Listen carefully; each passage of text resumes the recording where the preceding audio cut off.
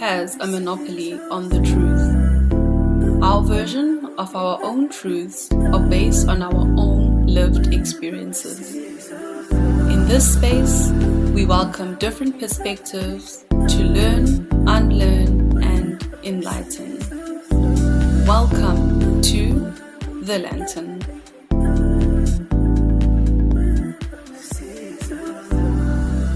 With Khanyi Tshabalala, a daughter, sister, friend, women's advocate, and the founder of Seize the Light Foundation and Seize the Light Studio. The foundation's mission is to democratize holistic well-being, making it inclusive and accessible to all individuals, regardless of background or socioeconomic circumstance. Through education, resources, and community support, the foundation strives to empower everyone to embark on a journey towards comprehensive wellness, fostering a world where mental, emotional, and physical vitality are within reach for every person. By profession, Khanyi is a dual qualified South African and Australian lawyer. She has extensive experience in banking and finance and practiced law in South Africa, New South Wales, and London. In tandem, she is a social entrepreneur, yogapreneur, mindfulness educator, career coach, and yoga teacher, registered with the International Yoga Alliance, 200 hours, specializing in breathwork, meditation, and yoga. Wow. Welcome, Khanyi. Hi, Elizabeth. Thank you so much for having me on your podcast. I am so excited. It's season 4, Women's March for Mental Wellness, and I couldn't be more delighted to be getting under the hood with you today. If it's okay, let's get going. Let's do it. Awesome. So I'm really curious. I mean, you have an extensive background as an attorney in both South Africa, Australia. What was that inflection point that got you into pursuing, wellness and mental wellness? Good question, and I guess a good one to depart from. I would say at the infancy of my career within the legal industry, and I'm assuming, the audience probably understands how high pressure it is. I've always been really conscious about taking care of my health and preserving not only my physical health, but also my mental health. So I think for me, along that journey, I've always leaned into self-care practices without really being conscious of what they were. And I think back then we didn't have the language. I don't know about you, but self-care now seems to be a buzzword that everyone is throwing around. But I would say a decade ago, that's not what people perceived as self-care. It wasn't mainstream. So I would say, along my career journey and as things started to unfold, I had a moment where I like to call it a little pause moment where I was at a crossroads and I had to reflect upon what exactly I wanted to do with my life. And I went to yoga school. I spent a bit of time there. And while I was at yoga school, I obviously did all of the work, or mostly the internal work, I would say. And in that process, I realized this is knowledge that I can actually bring to people because it's an understanding of that empirical evidence by observation and also my own experiences and a compilation of understanding holistic practices that I learned within yoga school and also the theoretical knowledge. And that's when I had the idea of trying to combine all of this and putting it into a platform or a vehicle that sort of democratizes holistic well-being. Because I don't know about you, but it's not really something that we're taught at school. And that's part of my missions is just analyzing systems and structures and us maybe understanding where exactly are we actually supposed to get this knowledge? Because if not from our parents, we would expect to get it from the school system. But to me, there seems to be an absence of this knowledge, yet it is so important. And you and I both know mental health is very critical, yet it doesn't seem to be given the attention that it needs to in the manner that it needs to be. There's so much to unpack there. First, I think the point to a decade ago, self-care was not mainstream, and we went about doing these things to be healthy, not recognizing that in doing that it was about self-preservation. And I think that's really interesting because until you put it into words, you really described how I personally have felt because I've always been on top of that in high pressure situations. So how do you thrive in high pressure situations? You self-care. And it's interesting going through that, the inflection point for you to take that pause and sort of say, what's it all about? And do that work with the yoga, the mind, body, spirit work. So talk a little bit about, you went to yoga school. Were you still practicing law at that time? And what did that look like? So when I went to yoga school, no, I was not practicing law at that time. So it was a real moment of disconnecting from the whole world, disconnecting from that part of practice that I'd been doing for about a decade. I was in sort of in isolation, I would like to say. And it was just me versus myself at that point in time. And getting to know myself better outside of the law, because as I say, I had spent over a decade, obviously, from law school, going straight into private practice. I didn't necessarily know who I was outside of that. So I had lots of questions around identity to ask myself. And I do think that yoga school found me at the right time because it's probably the pivotal moment where I needed to ask myself those questions. And I don't think that I would have necessarily turned my life around in the way I have and been the contributor to society that I am now had I not had that moment. I think that's, first of all, that's beautiful. And I really applaud you because we can get so busy as women, as humans, just in what we're doing, almost like an autopilot. So, like, first of all, giving yourself permission, the grace to take that pause and evaluate. And then also, I have to say, Kanye, what I think's wonderful is that going inward and saying, who am I? Like, so you were defined, sometimes, as women, our identities are very often identify with what we're doing versus who we are. And so I think I can, that resonates very deeply with me. So take us on your journey. I love that it resonates with you. And I think it's something that I realize is probably going to resonate with a lot of people because I think a lot of us, we identify ourselves based on what we do. But I think when I was disconnected from what I did for the first time, because I mean, even at your infancy, you go to school quite early on. You identify as a student, and then as a law student, there's no real space to self-reflect and also self-identify, which I think is so important. And I would love to loop that into mental health because I do think the rise in mental health issues is because people are not aligned with purpose. They're aligned with defined purposes and predefined boxes that society's placed, but it's not necessarily aligned with that internal purpose. And it's uncomfortable because, as you say, society, especially for women, there's societal structures and expectations that we're expected to maneuver and roles that we're expected to play. But as to whether that aligns with us internally, I don't know. I'm not here to conclude. And I think you have to be very brave in putting yourself first. The world doesn't always support that, sometimes not even your family, not even your friends. But at the end of the day, if you want to live, I think, an authentic life to yourself, it's imperative that you put yourself first. And I will actually argue that once you begin to put yourself first, you are such an invaluable contributor to your community. And once you lean into your strengths as opposed to what the world expects, I think you become an invaluable contributor. And that's my work that I'm trying to encourage people to get to know themselves, align with purpose, and contribute towards community. I do think then a lot of the stress, anxiety, and mental pressures that people are currently experiencing can be alleviated. Yeah, I couldn't agree more. And I just love the way you put that like winding story of really going on that journey and giving yourself that space to figure out who you are. And I think it's interesting the correlation as we do that to our mental health. I'd love for you to talk more about that because you've been doing so much work and there's so much richness in this topic. And so it would be great, we've talked a little bit about the system and society and the pressures put on us as humans and more specifically on us as women. How do you see the two, the interplay of inner world and finding self and mental health? Yeah, it's a great question, a complex one, which I'll try to unpack in the best way possible for the listeners to follow. If we just, I think, study the average journey of any person, you come into this earth, and as I say, you are guided into which structure that you will follow, and you sort of find yourself going along that journey. And as the journey unfolds, you will begin to see that there becomes less and less time for you to have moments of introspection and moments for you to self-identify.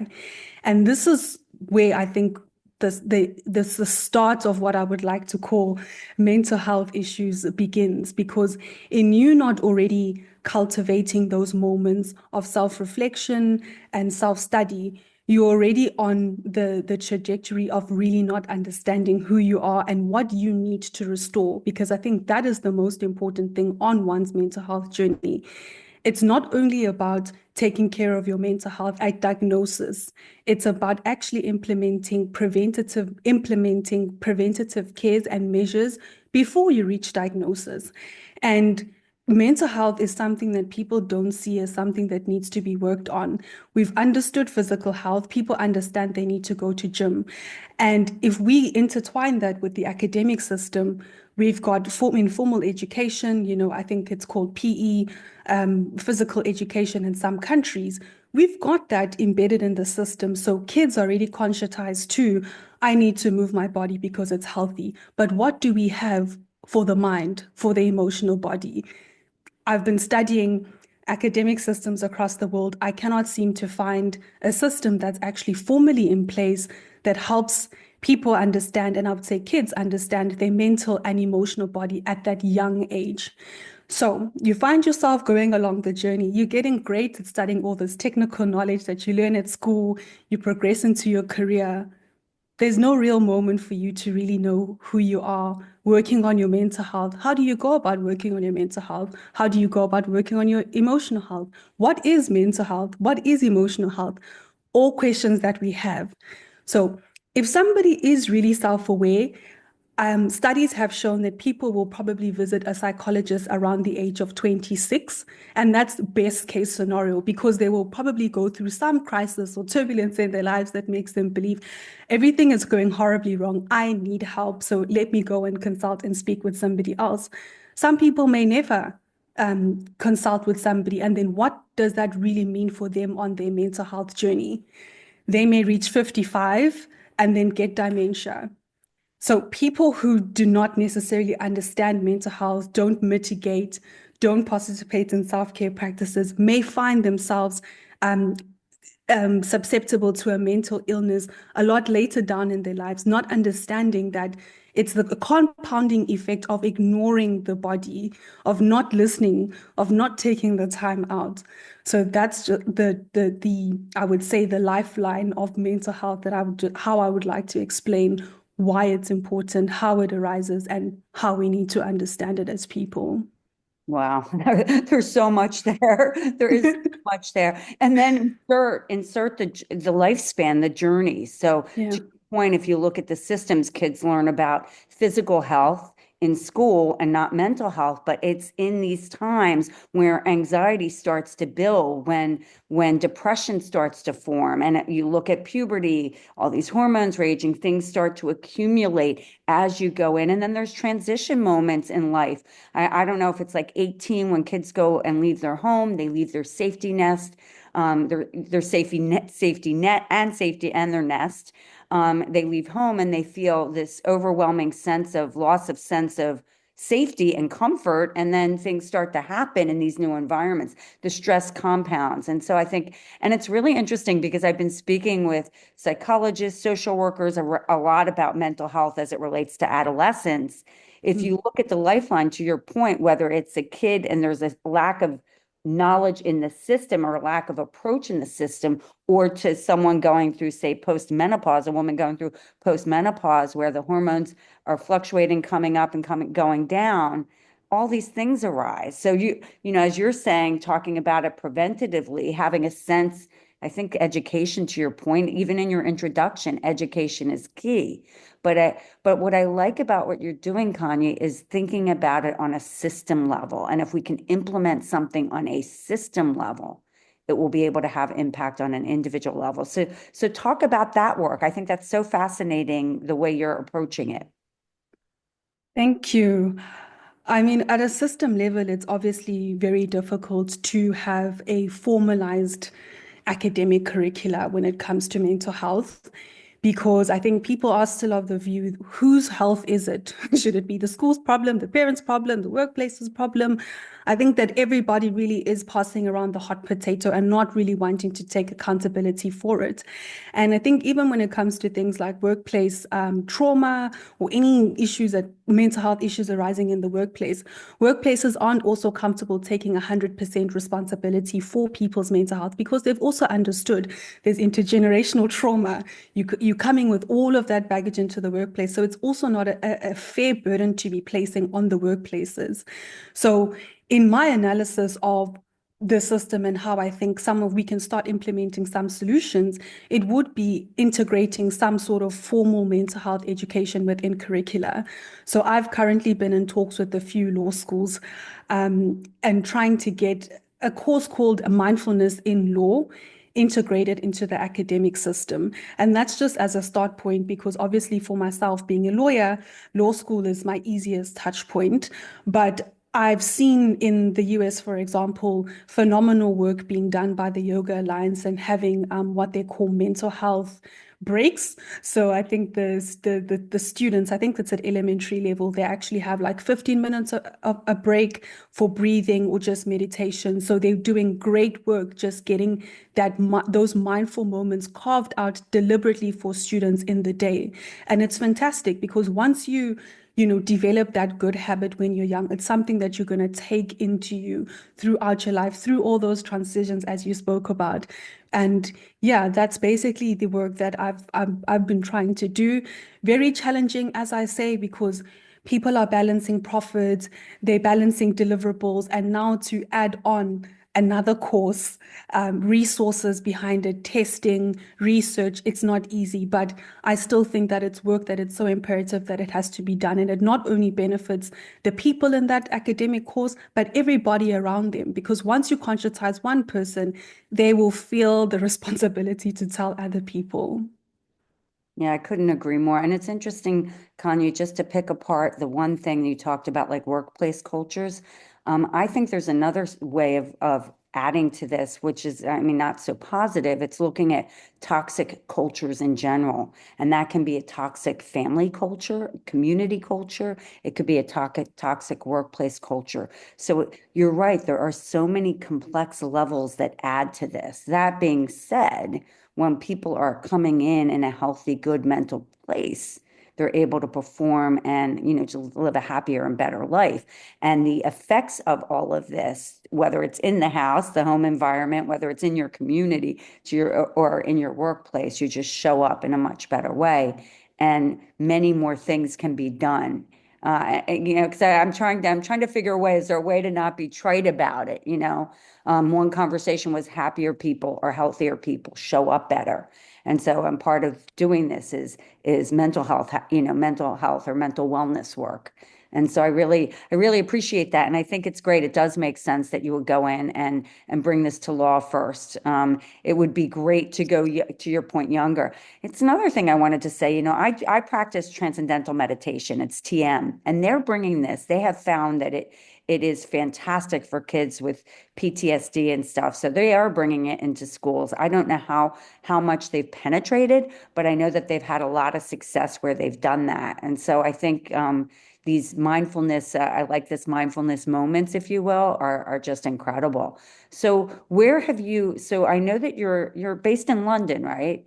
Yes. So where, like, with your pursuit with the law schools, are you pursuing that in London? Are you pursuing that in Australia or South Africa or all of the above? So all of the above, hopefully. But I know it sounds like a very ambitious plan. No, it's not. No, no, no, no. It's not. It's a wonderful plan. Thank you. And I mean, I think I just choose those jurisdictions because it's jurisdictions that I've been in, and it's easier for me to leverage the networks that I have and the contacts that I have in those particular jurisdictions. So I would say, yes, I'm working with schools in London, South Africa, and Australia as well. Well, the thing is, Kanye, you might have, the connections there, but also when you think of law school and you think of the enormous pressure and the anxieties that come in with that sort of those 3 years before taking your bar. I mean, it's pretty incredible. So I think that you're actually, that's a good pilot, if you will. That's a great start in terms of getting this out there. How are you imagining? So like talk a little bit about your Seize the Light Foundation and then we'll go on to the studio. Sure. So I'm envisioning that, Seize the Light Foundation being the multifaceted vehicle that it is, will be able to deliver changes in the mental health space at various levels. So structurally, as we've spoken about, some sort of formal programs in schools, and then also being a space that builds communities. Because for me, as somebody who's, traveled half of the globe and stayed in a lot of these places, isolation is something that's quite close to my heart. I do understand that it's quite difficult to build quality community connections. So we're aiming to build sort of wellness communities where people can come together and move and meditate. So that's something that we're also looking to do. That's here in the UK and in South Africa. And in those mindful moments, we are also hoping to give those to people at minimum to no cost. So we are hoping to align ourselves with strategic partners that also see mental health as important for society as we do, and hopefully that then infiltrates into the broader communities and then people are able to support each other on their mental health journeys. I think I now have mentioned the two. I think those are the two that I can speak to at this point. That's fantastic. Are those going to be just in person or are they going to be available online?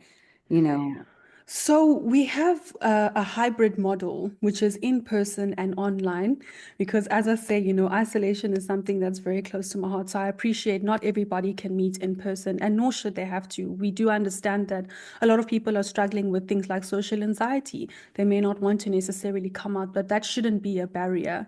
So we've curated communities both online and offline so that we can meet people wherever they are. that's fantastic. Now I'm really curious. I need to come to this. That's awesome. No, I mean, and I'm kind of curious with your take on that. You just made an interesting point with not everybody, people have social anxieties. They don't want to necessarily be in person. What are your thoughts? I mean, and I don't know if you've researched this or haven't. So I'm just curious about your thoughts on like using these platforms like Zoom to bring people together for community. Do you think it's as effective? Any thoughts on that? That's an interesting question. I think they are effective, but they shouldn't be relied on. And, the argument when it comes to using technology to solve mental health issues for me, I think is quite a complex one because on the one side, I can see how it does bridge geographical locations. It helps us connect people all across the world, which is amazing.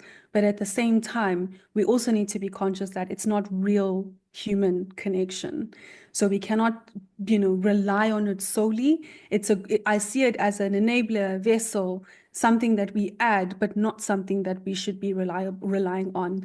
And if I would further say that this is why I think for me, I'm a bit apprehensive when it comes to these AI solutions, when it comes to solving mental health, because if already people don't know how to make friends, and there's the social epidemic, the isolation epidemic. Now having people having to rely on an app for mental health education, I don't necessarily think that's very effective. We need people off the screens and more in person, learning how to make connections. I grew up at a time where, in order to make friends, you had to go to people's houses. We were just a more social society at that point in time. However, the younger generation coming after us, they grew up around technology. So for them, their reality is thinking that all the Instagram followers they have are their friends. So it's also about educating them that that's not real life. You need to come away from the screen and into your society. And that's why I also like advocating for how are you going to contribute to your society? Because I think when you ask that question, people will step away from the phone. Oh, that's a great question. I kind of want to go back a little and then we can talk about how we're going to contribute to our society. But I was having an interesting conversation a few days ago with a social worker and part of the LGBT plus community. And interestingly, we talked about social media, and I think you'll appreciate this, not about followers per se, but finding communities because often you are so isolated, from a mental health, you don't feel accepted. So she said, social media is kind of a double-edged sword in a way. On one hand, it's good because it allows you to find your unique niche community. And on another hand, you aren't making the interpersonal connections. So I think we're onto something here. The combination, but technology is enabler to connect people. To your point, I mean, you're in London, I'm in the US outside of New York, like it connects, and it brings us all together. But to rely on that alone, you're absolutely right. So how are we contributing to society? That's a great question. And it's a question where you pause and you think. And I wonder, it's very interesting. What are your thoughts on that? Do you think that you have a tipping point in your life where you start to think about that? Or like clearly you've been thinking about that. So Yeah, I love that, I think about that a lot. same here. Same My here. journal, my journal prompt every day. How am I contributing? I actually listened to this podcast the other day, and the lady who was being interviewed actually made a great point that a lot of us are primed into how we're thinking about things like contribution, right? So a lot of people, when they've historically thought about their purpose, it was around what degree can I study because then I want to go and contribute to said organization.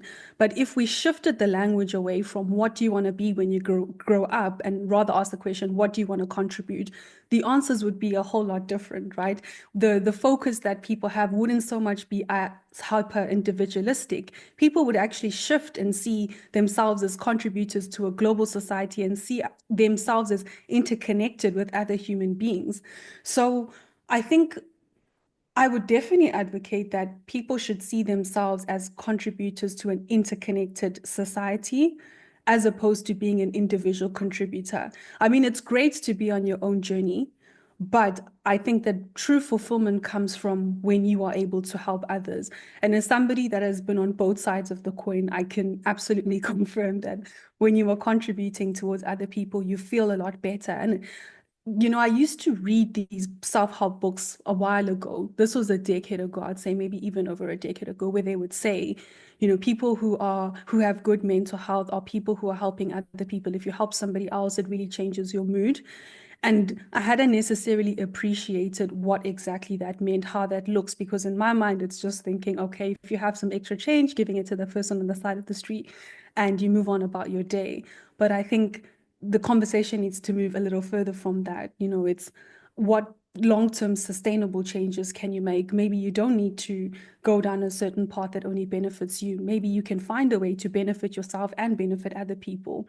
But again, what to our point that we've been talking about the formal academic system, it's about stop not asking people what do you want to be when you grow up, but rather asking the question of what do you want to contribute. I just love that. What do you want to contribute? And I think you made a comment around what's your purpose. I can't say from my perspective that I believe people go about at whatever age, most people think about what is my purpose. I feel like there's some people, although I think that, I would say my kids' generation is a lot more conscious. I don't know that I would say, that they're thinking, am I living my purpose? And I think that there are pivotal moments in life that something happens, you fall off the mountain or what have you, and it gets you to think about what am I doing? Am I living my purpose? How am I contributing?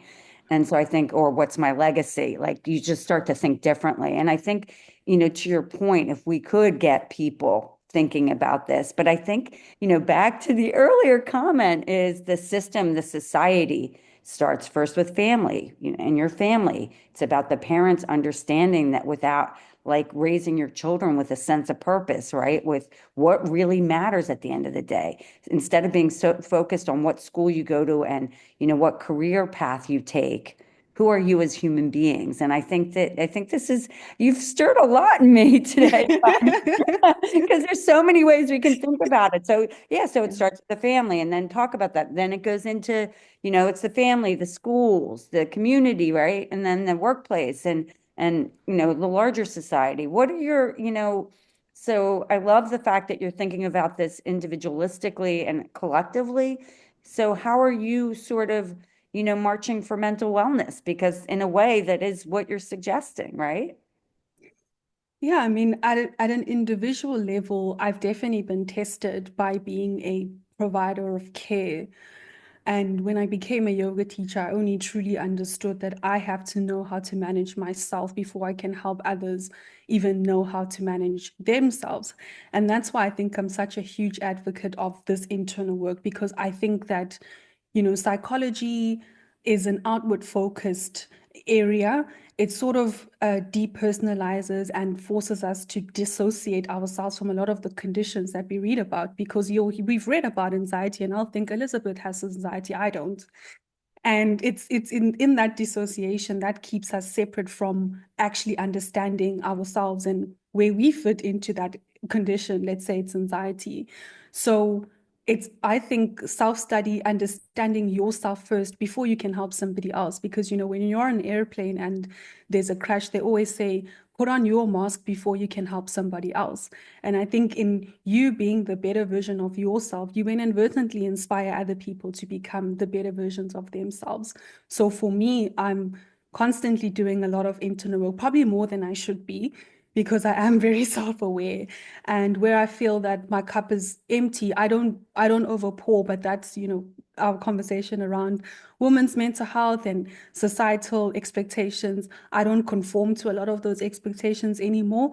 So I only really pour out once my cup is full, but it's about taking care of me and then I'm able to give to other people. So at an individual level, I do a lot of work, a lot of yoga, breath work, self-reflective practices, because at the end of the day, if I can't show up for my best self for myself, I won't be able to do that for the foundation and everybody else whose life it's going to impact. I just love that. I'm sitting here in goosebumps. Everything resonates and very inspiring. And I think that when you do these self-care practices, not to be so democrat, self-care is what it is, mainstream. But when you do all these practices, you refer to the yoga, the breathing, meditation, the journaling, when you do all of that, you are able, the feeling you feel, the healthiness, it's just so clean, right? It feels so good. And doing that inner work of like really knowing the self-discovery work. The other thing I'm hearing, which I think is very interesting, Kanye, is the notion of boundaries. You said you don't pour from an empty cup. You can't pour from an empty cup. So like knowing what your limit is and what you need to do. Have you done like, what are your thoughts on that, the boundaries perspective? So I'm a recovering people pleaser. So I can speak a lot to boundaries. And, it's interesting because it's actually in my research and in my work that I truly came to understand, dis-ease is your body not being at ease. And when you're not in tune with your body, your mind, and what it's saying to you, you're never going to know what you actually truly need. And boundaries is a huge part of that, because if you're not able to put a boundary and take your annual leave, or put a boundary and not help somebody else who needs help because you're not feeling good and you're not too concerned about maybe being a bad sister or a bad daughter because you need a moment, I think that that's quite critical, that that's something that every woman needs to learn. It does become very difficult. And when it's things that we're not taught, a lot of women have told me that it comes with age, it comes with maturing, which I think is probably true as you say, like lived experience, I think does play a role in it. But I do think that young girls are not really taught how to maintain boundaries because they are primed into being people pleasers and serving and pouring from empty cups. I do think that it comes a lot later in life that you're able to create those healthy boundaries and know when to pour and when not to pour and when to take the moment to restore and when to give. And I think that goes back to your comments about preventative, like getting into really mental wellness at a very young age so that we're teaching the girls, we're teaching the young women to grow up with these habits because then boundaries are naturally formed. They understand that without these practices, they aren't able to show up. And I think it is a vicious cycle, if you will, that keeps repeating itself. And I think there's the individual, the collective society, the world, like the global level, the scale of it. If what you're doing, the mission that the Seize the Light Foundation really pursues and gets out there and can bring it into the system at the system level, because families are a tough thing to penetrate. You have so many I don't know what to say. I mean, I remember when I got into meditating and I was telling my family we have all these athletes and everybody was high pressure jobs or sports or whatever. I'm like, yeah, life is a journey. Let's get in. Everybody should meditate. And they kind of like poo-pooed me at the time. Now everybody's meditating. All three of my children meditate now. So it's like and on their own. Yeah. Like, so you can't force it. They have to make it, but recognizing the breathing and all of that, and back to not pouring from an empty cup. It's a constant conversation, but I think it's really interesting work that you're doing. Before we get into our last question, do you want to talk a little bit about your Seize the Light studio, what you're doing there and what your offering is? Thank you. So Seize the Light Studio is the online offering. So I'm hoping to have a few more online resources and classes and hopefully able to go live sometime this year and work with more people online. As I said, isolation very close to my heart. So I want to reach people wherever they are so that they always feel like they have a friend who's encouraging them to tap into their self-care practices. We also have a newsletter that we publish, and that's just a resource where you can learn more about holistic health, and we cover all sorts of topics from nutrition to self-care to feminine energy, anything you can think of. We're trying to cover as much as we can and just be a resource for people just to jump on, read a nice short article, and we've always got some helpful tips and tricks. We also have meal plans for people because nutrition is so important. How we eat, our gut has such an effect on our overall health. And I don't even think the studies are comprehensive enough to really understand the connection between the gut and overall health. The studies are still evolving, and I'm looking forward to seeing what's happening from that perspective. But we've also got those nutrition guides that people can just download. And we've also got an ebook, which is a guide to mindfulness. And that's just a nice introduction for anybody who's like, what's mindfulness? What does it really mean? I've just put together a nice short guide to get people along their journey. And it's got a nice 30-day challenge after where you can just write, how did you spend a few mindful moments every day? And you can document your journey. We also sell journals and planners because most of that stress and anxiety is caused by either you not expelling some of these negative emotions that you'll be feeling. And when you write it down and have that self-conversation, you're able to deal with your mental health a lot better. And maybe when you depersonalize your circumstance from yourself, you're able to understand what you're going through at a holistic level and not so much feel like it's you and it's just your experience. So I'm a huge fan of journaling and planning, of course, because when we don't really crystallize what are our plans, we feel anxious because things feel like they're all over the place. So I'm also quite a big advocate of planning. And what else do we have on the studio? We've got the podcast, of course, the Hampton podcast, which people can tap into and listen. And we try to bring on guests from different industries, and they just talk to their life journeys. A lot of them have had pause and pivot moments, and hoping just to normalize that. A lot of people on that podcast have taken time for themselves, have gone in completely different directions, and guess what? Still alive, survived all the backlash. They've made it to the other side. So we like to showcase those type of stories. And yeah, I think that's everything that I have on the studio. Oh, the one that I haven't mentioned is the props. Hopefully hoping to add on yoga mats, blocks, straps in the near future. And yeah, we're just hoping that the studio is this online resource that people can just jump on at any time and take what they need. It's wonderful. And it's a lot. You're offering really important stuff. So I think it's great. I look forward to getting involved in it and really checking it out and experiencing it.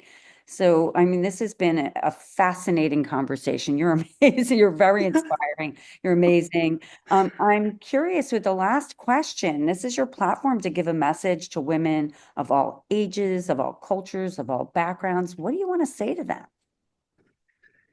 Whew, what don't I want to say to him?